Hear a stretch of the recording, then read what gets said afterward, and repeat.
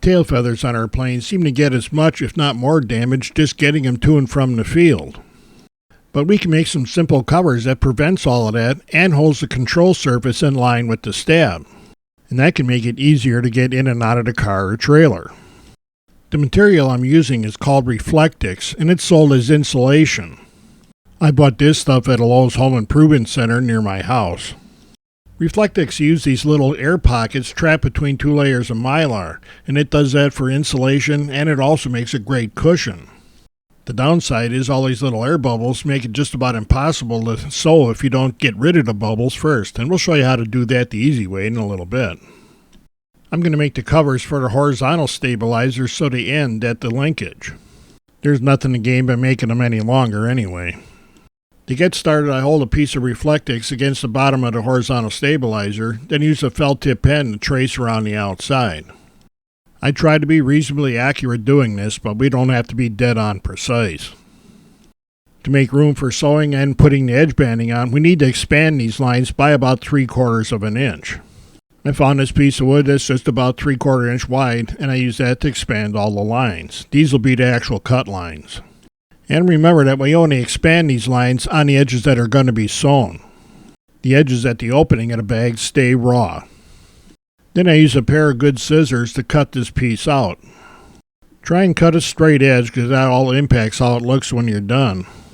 And it's easier to sew and apply the edging when the edge is straight. After cutting that panel, I used it to trace out 3 more, so I had a set for each horizontal stabilizer.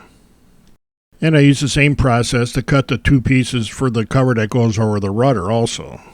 Because we need to see this and attach the edging, we need to get rid of the bubbles through the first 3/4 to an inch from the edge. Again, this is only on the sewn sides. People have tried all kinds of things to get rid of those little bubbles, but the top flight woodpecker works great. Those spiked wheels work very well, and you want to keep that in mind that you don't want to do this on a good wood table or something. Those spikes will go all the way through this material and right into the table. I go around all of the sewing edges and make sure I get all of the bubbles collapsed within about an inch of the edge. It's just a little wider than the wheel is. The woodpecker is just the fastest, most efficient tool I've found for this. Next, we want to match up our pieces, hold them securely, and then feed them through and stitch up the sewn edges. Remember not to sew the opening shut so we can actually get these on the airplane. Because this material is so slick, you have to kind of help it through the sewing machine most times, but just a little bit. You just kind of guide it through. We want to add the edging tape to all the sewn edges. I set the needle to the left position, hold the tape in place, and then sew it just a few inches at a time so you can get a better grip on what's coming up. I know there's probably some people that can just whiz right through sewing something like this, but that isn't me. But if you just take your time and do it a little bit at a time, you can get a decent looking job. When I get to a square corner, I've been mitering this tape, and that makes it easier to sew. I expect somebody that really knows about sewing can probably fold this tape so we can use one piece all around the sewn edges.